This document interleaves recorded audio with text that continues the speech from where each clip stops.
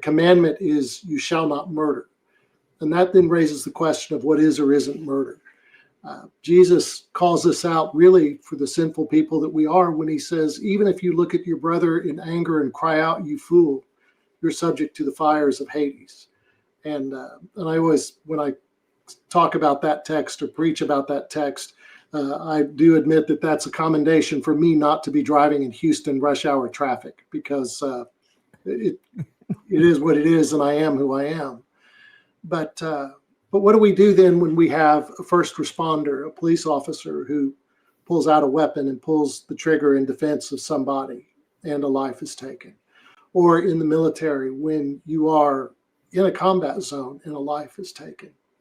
And I'm going to tell you a couple of things. One is, I don't think I can say that's murder to be in a combat zone. When there's, especially a war is going on, everybody knows that there's a war happening. And there are terrible things that happen in wars. People, I can't even begin to imagine the fear you have in that shoot or don't shoot split-second decision.